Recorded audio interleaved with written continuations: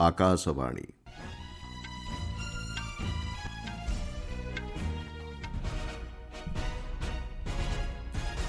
संवाद पढ़ुचंदी मलय रंजन मिश्र।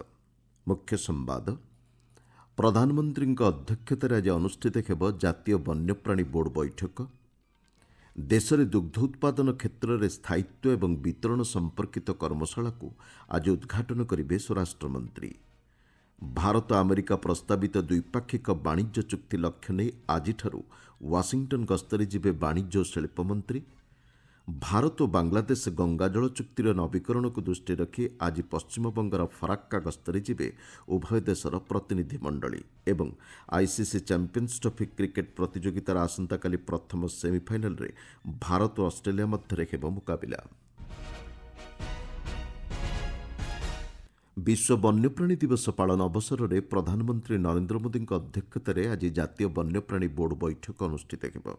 जूनागढ़ जिला अंतर्गत सासनगिरिଠାରେ अनुष्ठित ହେବାକୁ ଥିବା ଏହି ବୈଠକରେ ବୋର୍ଡର 47 ଜଣ ସଦସ୍ୟ ଯୋଗଦେବେ। ସେମାନଙ୍କ ମଧ୍ୟରେ ସେନା ମୁଖ୍ୟ, ବିଭିନ୍ନ ରାଜ୍ୟର ପ୍ରତିନିଧି, ବନ୍ୟପ୍ରାଣୀ ସଂରକ୍ଷଣ ଦିଗରେ କାର୍ଯ୍ୟ କରୁଥିବା ବେସରକାରୀ ଅନୁଷ୍ଠାନର ପ୍ରତିନିଧି, ବିଭିନ୍ନ ରାଜ୍ୟର ବିଭାଗୀୟ ସଚିବ ପ୍ରମୁଖ ଅନ୍ତର୍ଭୁକ୍ତ। ବନ୍ୟପ୍ରାଣୀ ସଂରକ୍ଷଣ ଏବଂ ଏହାର ବିକାଶ ଦିଗରେ ବିଭିନ୍ନ ବିଷୟ ନେଇ ଏହି ବୈଠକରେ ଆଲୋଚନା ହେବ।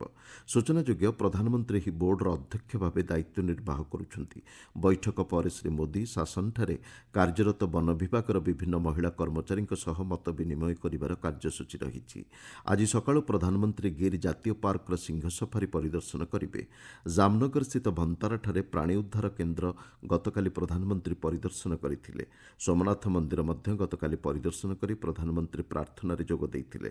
ସୋମନାଥ ଟ୍ରଷ୍ଟ ବୋର୍ଡର ଗତ ସନ୍ଧ୍ୟାରେ ଅନୁଷ୍ଠିତ ବୈଠକରେ ଶ୍ରୀ ମୋଦି ଅଧ୍ୟକ୍ଷତା କରିଥିଲେ। ଶନିବାରଠାରୁ ପ୍ରଧାନମନ୍ତ୍ରୀ 3 ଦିନିଆ ଗୁଜରାଟ ଗସ୍ତରେ ଅଛନ୍ତି। ସ୍ୱରାଷ୍ଟ୍ରମନ୍ତ୍ରୀ ଅମିତ ଶାହା ଆଜି ନୂଆଦିଲ୍ଲୀଠାରେ ଦୁଗ୍ଧ ଉତ୍ପାଦନ କ୍ଷେତ୍ରରେ ସ୍ଥାୟିତ୍ୱ ଏବଂ ବିତରଣ ସମ୍ପର୍କିତ କର୍ମଶାଳାକୁ ଉଦ୍ଘାଟନ କରିବେ। ସମବାୟ ମନ୍ତ୍ରଣାଳୟ ଏବଂ ପଶୁପାଳନ, ଦୁଗ୍ଧ ଓ ମତ୍ସ୍ୟ ମନ୍ତ୍ରଣାଳୟର ନୀତି ଏବଂ ପଦକ୍ଷେପଗୁଡ଼ିକ ଉପରେ ଏହି କର୍ମଶାଳାରେ ମତ ବିନିମୟ ହେବ। ସ୍ଥାୟୀ ଦୁଗ୍ଧ ଉତ୍ପାଦନକୁ ପ୍ରୋତ୍ସାହନ ପ୍ରଦାନ ମାଧ୍ୟମରେ ଅର୍ଥନୈତିକ ଅଭିବୃଦ୍ଧିକୁ ସୁନିଶ୍ଚିତ କରିବା ଲକ୍ଷ୍ୟ ନେଇ ଏହି କର୍ମଶାଳାର ଆୟୋଜନ କରାଯାଇଛି। କେତେକ ରାଜ୍ୟରେ ବାୟୋଗ୍ୟାସ୍ ପ୍ଲାଣ୍ଟ ପ୍ରତିଷ୍ଠା ନେଇ ଏହି କର୍ମଶାଳାରେ ବୁଝାମଣାପତ୍ର ସ୍ୱାକ୍ଷରିତ ହେବାର ମଧ୍ୟ କାର୍ଯ୍ୟସୂଚୀ ରହିଛି। ସ୍ଥାୟୀ ସାର ପରିଚାଳନା ମଡେଲ ଉପରେ ଏହି କର୍ମଶାଳାରେ ବୈଷୟିକ ଅଧିବେଶନ ଅନୁଷ୍ଠିତ ହେବାର କାର୍ଯ୍ୟସୂଚୀ ରହିଛି। ଜାତୀୟ ଦୁଗ୍ଧ ଉନ୍ନୟନ ବୋର୍ଡ, ଶିଳ୍ପ ଏବଂ ବିଶ୍ୱସ୍ତରୀୟ ସଂଗଠନର ପ୍ରତିନିଧି ତଥା ବିଶେଷଜ୍ଞ ଏହି କର୍ମଶାଳାରେ ଯୋଗଦେଇ ଦୁଗ୍ଧ ଉତ୍ପାଦନ କ୍ଷେତ୍ରକୁ ଅଧିକ ବ୍ୟାପକ, ବର୍ଜ୍ୟବସ୍ତୁରୁ ଶକ୍ତି ଉତ୍ପାଦନ, ଆର୍ଥିକ ଅଭିବୃଦ୍ଧି ଆଦି ପ୍ରସଙ୍ଗ ଉପରେ ଆଲୋଚନାରେ ଅଂଶଗ୍ରହଣ କରିବେ। ଏ କ୍ଷେତ୍ରରେ ଉନ୍ନତ ଜ୍ଞାନକୌଶଳର ଭୂମିକା ଉପରେ ମଧ୍ୟ ବୈଠକରେ ମତ ବିନିମୟ ହେବାର ଆଶା କରାଯାଉଛି। ବାଣିଜ୍ୟ ଓ ଶିଳ୍ପମନ୍ତ୍ରୀ ପୀୟୂଷ ଗୋଏଲ ଆଜିଠାରୁ ୱାଶିଂଟନ ଗସ୍ତରେ ଯାଉଛନ୍ତି। ଏହି ଅବସରରେ ଶ୍ରୀ ଗୋଏଲ ଆମେରିକାର ବାଣିଜ୍ୟ ପ୍ରତିନିଧି ଜେମିସନ୍ ଗ୍ରୀର ଏବଂ ବାଣିଜ୍ୟ ସଚିବ ହାୱାର୍ଡ ଲୁଟନିଙ୍କ ସହ ଆଲୋଚନା ବୈଠକରେ ଯୋଗଦେବେ। ଦୁଇ ଦେଶ ମଧ୍ୟରେ ପ୍ରସ୍ତାବିତ ଦ୍ୱିପାକ୍ଷିକ ବାଣିଜ୍ୟ ଚୁକ୍ତି ପରିପ୍ରେକ୍ଷୀରେ ଶ୍ରୀ ଗୋଏଲଙ୍କ ଗସ୍ତ ଗୁରୁତ୍ୱପୂର୍ଣ୍ଣ ସାବ୍ୟସ୍ତ ହେବ। ପ୍ରଧାନମନ୍ତ୍ରୀ ନରେନ୍ଦ୍ର ମୋଦିଙ୍କ ୱାଶିଂଟନ ଗସ୍ତ ଅବସରରେ ଭାରତ ଓ ଆମେରିକା ଦ୍ୱିପାକ୍ଷିକ ବାଣିଜ୍ୟକୁ ଆସନ୍ତା 2030 ସୁଦ୍ଧା ଦ୍ୱିଗୁଣିତ କରି $500 ବିଲିୟନ ଆମେରିକୀୟ ଡଲାରରେ ପହଞ୍ଚାଇବାର ଲକ୍ଷ୍ୟ ରଖାଯାଇଥିଲା। ଶ୍ରୀ ମୋଦିଙ୍କ ଏହି ଗସ୍ତ ଅବସରରେ ଦ୍ୱିପାକ୍ଷିକ ବାଣିଜ୍ୟ ଚୁକ୍ତିର ପ୍ରଥମ ପର୍ଯ୍ୟାୟ ଆଲୋଚନା ବେଳେ ଉଭୟ ଦେଶ ଏଥିପାଇଁ ସେମାନଙ୍କର ପ୍ରତିବଦ୍ଧତା ସମ୍ପର୍କରେ ସୂଚନା ପ୍ରଦାନ କରିଥିଲେ। ଉଭୟ ଦେଶ ମଧ୍ୟରେ ଏକ ଦୃଢ଼ ବାଣିଜ୍ୟ ଚୁକ୍ତି ପ୍ରସ୍ତୁତି ନେଇ ଆଲୋଚନା ହେବ ବୋଲି ଶିଳ୍ପମନ୍ତ୍ରୀ ଶ୍ରୀ ଗୋଏଲ ଗତ ମାସରେ ଘୋଷଣା କରିଥିଲେ। ବାଣିଜ୍ୟିକ କୋଇଲା ଖଣି ନିଲାମ ଏବଂ ସେଥିରେ ପୁଞ୍ଜିନିବେଶ ଲାଗି ଆକୃଷ୍ଟ କରିବା ଉଦ୍ଦେଶ୍ୟରେ କୋଇଲା ମନ୍ତ୍ରଣାଳୟ ଆଜି ଗୁଜରାଟର ଗାନ୍ଧୀନଗରରେ ରୋଡ୍ ଶୋ ଆୟୋଜନ କରିଛି। ମନ୍ତ୍ରଣାଳୟ ପକ୍ଷରୁ ଗତ କିଛିଦିନ ହେବ ପୁଞ୍ଜିନିବେଶକଙ୍କୁ ଆକୃଷ୍ଟ କରିବା ଲକ୍ଷ୍ୟ ନେଇ ଏଭଳି ରୋଡ୍ ଶୋ ଆୟୋଜନ କରାଯାଉଛି। ବୃଦ୍ଧି ପାଉଥିବା ଭାରତୀୟ କୋଇଲା କ୍ଷେତ୍ରରେ ନୀତି ନିର୍ଦ୍ଧାରକ, ନିବେଶକ ଏବଂ ଶିଳ୍ପ ଅଂଶୀଦାରମାନଙ୍କୁ ସାମିଲ କରିବା ଲାଗି ମନ୍ତ୍ରଣାଳୟ ପଦକ୍ଷେପ ନେଉଛି। ଆଜିର କାର୍ଯ୍ୟକ୍ରମରେ କେନ୍ଦ୍ର କୋଇଲା ଓ ଖଣି ରାଷ୍ଟ୍ରମନ୍ତ୍ରୀ ସତୀଶ ଚନ୍ଦ୍ର ଦୁବେ ମୁଖ୍ୟ ଅତିଥି ଭାବରେ ଯୋଗଦେବେ। ବିଭାଗର ଅତିରିକ୍ତ ସଚିବ ରୂପିନ୍ଦର ବ୍ରାରଙ୍କ ସମେତ ଅନ୍ୟ ବରିଷ୍ଠ ଅଧିକାରୀମାନେ ମଧ୍ୟ ଏଥିରେ ସାମିଲ ହେବେ। ସରକାରଙ୍କ ଦ୍ୱାରା କୋଇଲା ଉତ୍ପାଦନ ଏବଂ ସାମର୍ଥ୍ୟ ବୃଦ୍ଧି ଏବଂ ନିୟାମକ ସମର୍ଥନ ଆଦି କ୍ଷେତ୍ରରେ ସ୍ୱଚ୍ଛତା ଆଣିବା ନିମନ୍ତେ ଏହି କାର୍ଯ୍ୟକ୍ରମର ଆୟୋଜନ କରାଯାଇଛି। ଭାରତୀୟ କୋଇଲା କ୍ଷେତ୍ରରେ ରହିଥିବା ସମ୍ଭାବନା, ନିବେଶ ଏବଂ ବ୍ୟବସାୟର ସହଯୋଗ ସମ୍ପର୍କରେ ଜନସଚେତନତା ବୃଦ୍ଧି ନେଇ ଏଭଳି ପଦକ୍ଷେପ ଗ୍ରହଣ କରାଯାଇଛି। ଆପଣମାନେ ସମ୍ବାଦ ଶୁଣୁଛନ୍ତି ଆକାଶବାଣୀରୁ। ଭାରତ ଓ ବାଂଲାଦେଶ ନଦୀ ବିଶେଷଜ୍ଞ ଆଜି ପଶ୍ଚିମବଙ୍ଗର ଫରାକ୍କା ଗସ୍ତ କରି ନଦୀ ଜଳସ୍ତର ସମୀକ୍ଷା କରିବେ। ଡିସେମ୍ବର 2026ରେ ଶେଷ ହେବାକୁ ଯାଉଥିବା ଗଙ୍ଗାଜଳ ଚୁକ୍ତିର ନବୀକରଣ ଲକ୍ଷ୍ୟ ନେଇ ଦୁଇ ଦେଶ ପକ୍ଷରୁ ଏହି ବିଶେଷଜ୍ଞମାନେ ସମୀକ୍ଷା କରିବେ। ମିଳିତ ନଦୀ ଆୟୋଗର ସଦସ୍ୟ ମହମ୍ମଦ ଅବୁଲ ହୁସେନଙ୍କ ନେତୃତ୍ୱରେ ଏକ 11 ଜଣିଆ ବାଂଲାଦେଶର ପ୍ରତିନିଧି ମଣ୍ଡଳୀ ଏହି ସମୀକ୍ଷା କାର୍ଯ୍ୟକ୍ରମରେ ଯୋଗଦେବେ। ଭାରତ ପକ୍ଷରୁ ମଧ୍ୟ ଏଥିରେ 11 ଜଣିଆ ପ୍ରତିନିଧି ମଣ୍ଡଳୀ ଅଂଶଗ୍ରହଣ କରୁଛନ୍ତି। ବାଂଲାଦେଶର ପ୍ରତିନିଧି ମଣ୍ଡଳୀ ଆସନ୍ତା 7 ତାରିଖରେ ପଶ୍ଚିମବଙ୍ଗ ରାଜ୍ୟ ଜଳସେଚନ ସଚିବ ମନୀଷ ଜୈନଙ୍କ ସହ ଆଲୋଚନା ବୈଠକରେ ଯୋଗଦେବେ।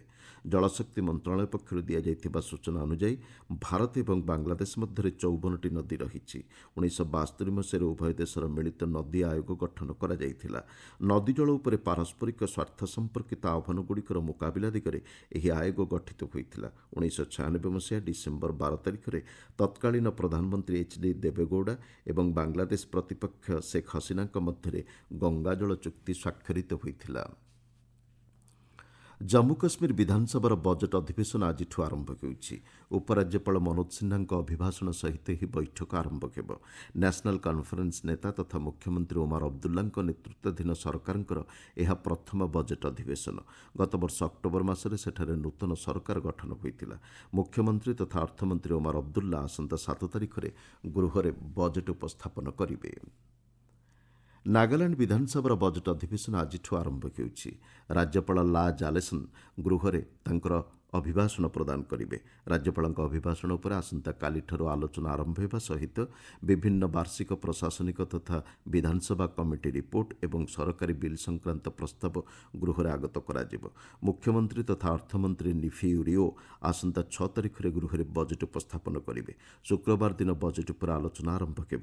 ଶନିବାର ପର୍ଯ୍ୟନ୍ତ ଏହି ଅଧିବେଶନ ଅନୁଷ୍ଠିତ ହେବାର କାର୍ଯ୍ୟସୂଚୀ ରହିଛି। ସିଏଜି ରିପୋର୍ଟ ଉପରେ ଆଜି ଦିଲ୍ଲୀ ବିଧାନସଭାରେ ଆଲୋଚନା ହେବାର କାର୍ଯ୍ୟସୂଚୀ ରହିଛି। ସ୍ୱାସ୍ଥ୍ୟ କ୍ଷେତ୍ରରେ ଭିତ୍ତିଭୂମି ଏବଂ ଏହାର ପରିଚାଳନା ଉପରେ ସିଏଜି ରିପୋର୍ଟରେ ଉଲ୍ଲେଖ କରାଯାଇଥିବା ତଥ୍ୟ ଆଧାରରେ ଏହି ଆଲୋଚନା ହେବ। ମୁଖ୍ୟମନ୍ତ୍ରୀ ରେଖା ଗୁପ୍ତା ଗତ 28 ତାରିଖରେ ବିଧାନସଭାରେ ସିଏଜି ରିପୋର୍ଟ ଉପସ୍ଥାପନ କରିଥିଲେ। 2016-17ରୁ 2021-22 ସମୟସୀମା ମଧ୍ୟରେ ତତ୍କାଳୀନ ଆପ୍ ସରକାରଙ୍କ ତରଫରୁ ଗ୍ରହଣ କରାଯାଇଥିବା ବିଭିନ୍ନ ପଦକ୍ଷେପ ଉପରେ ଏହି ରିପୋର୍ଟରେ ତଥ୍ୟ ଉପସ୍ଥାପନ କରାଯାଇଛି। ସେଗୁଡ଼ିକ ମଧ୍ୟରେ କୋଭିଡ୍ ମହାମାରୀ ସମୟରେ ପାଣ୍ଠି ଅପବ୍ୟବହାର, ବିଭିନ୍ନ ପ୍ରକଳ୍ପର ନିର୍ମାଣରେ ବିଳମ୍ବ, ସିଟି ହସ୍ପିଟାଲଗୁଡ଼ିକରେ କର୍ମଚାରୀ ଏବଂ ଔଷଧ ଅଭାବ ଆଦି ତଥ୍ୟ ରହିଛି। କୋଭିଡ୍ ମହାମାରୀ ସମୟରେ କେନ୍ଦ୍ର ପକ୍ଷରୁ ପ୍ରଦାନ କରାଯାଇଥିବା 788 କୋଟି ଟଙ୍କା ମଧ୍ୟରୁ ତତ୍କାଳୀନ ସରକାର ଖର୍ଚ୍ଚ କରିଥିବା 543 କୋଟି ଟଙ୍କାର ସମସ୍ତ ତଥ୍ୟ ଏହି ରିପୋର୍ଟରେ ସ୍ଥାନିତ ହୋଇଛି। ଏତଦ୍ବ୍ୟତୀତ ଜଳର ଅଭାବ, ଜଳବନ୍ଦୀ, ସ୍ୱେରେଜ୍ ପରିସ୍ଥିତି ଆଦି ସମ୍ପର୍କରେ ଗୃହରେ ଆଲୋଚନା ହେବାର କାର୍ଯ୍ୟସୂଚୀ ରହିଛି। ଆକାଶବାଣୀର ଦ୍ୱିଭାଷିକ ଫୋନ୍ ଇନ୍ କାର୍ଯ୍ୟକ୍ରମ ପବ୍ଲିକ୍ ସ୍ପିକ୍ରେ ଆଜି ରାତି 9:30ଟାରେ ବୃଦ୍ଧି ପାଉଥିବା ମେଦବହୁଳତା ଚିନ୍ତା ଏବଂ ଏହାର ନିରାକରଣ ଶୀର୍ଷକ ଆଲୋଚନାର ପ୍ରଚାର କରାଯିବ।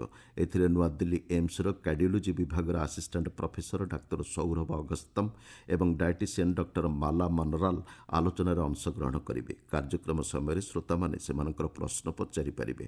ଏଥିପାଇଁ ସେମାନଙ୍କୁ 0112342105 ଏବଂ 011233144444 ନମ୍ବରକୁ ଡାଏଲ୍ କରିବାକୁ ପଡ଼ିବ।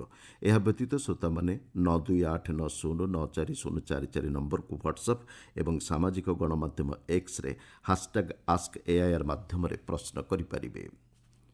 ଆଇସିସି ଚାମ୍ପିୟନ୍ସ ଟ୍ରଫି କ୍ରିକେଟ୍ ପ୍ରତିଯୋଗିତାର ସେମିଫାଇନାଲ୍ ପର୍ଯ୍ୟାୟ ଖେଳସୂଚୀ ସ୍ଥିର ହୋଇଛି।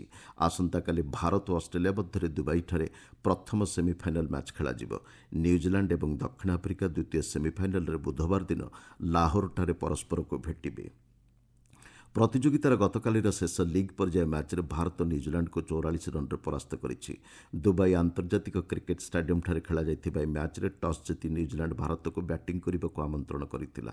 ଭାରତ ନିର୍ଦ୍ଧାରିତ 50 ଓଭରରେ 9 ୱିକେଟ୍ ବିନିମୟରେ 249 ରନ୍ ସଂଗ୍ରହ କରିଥିଲା। 250 ରନ୍ର ବିଜୟ ଲକ୍ଷ୍ୟକୁ ପିଛା କରି ନ୍ୟୁଜିଲାଣ୍ଡ ଦଳ 45 ଓଭର 3ଟି ବଲ୍ରେ ସମସ୍ତ ୱିକେଟ୍ ହରାଇ 205 ରନ୍ ସଂଗ୍ରହ କରିଥିଲା। ଭାରତ ପକ୍ଷରୁ ବରୁଣ ଚକ୍ରବର୍ତ୍ତୀ ସର୍ବାଧିକ 5ଟି ୱିକେଟ୍ ଅକ୍ତିଆର କରି ପ୍ଲେୟାର ଅଫ୍ ଦି ମ୍ୟାଚ୍ ବିବେଚିତ ହୋଇଥିଲେ। ମୁଖ୍ୟ ସମ୍ବାଦଗୁଡ଼ିକ ପୁଣି ଥରେ। ପ୍ରଧାନମନ୍ତ୍ରୀଙ୍କ ଅଧ୍ୟକ୍ଷତାରେ ଆଜି ଅନୁଷ୍ଠିତ ହେବ ଜାତୀୟ ବନ୍ୟପ୍ରାଣୀ ବୋର୍ଡ ବୈଠକ।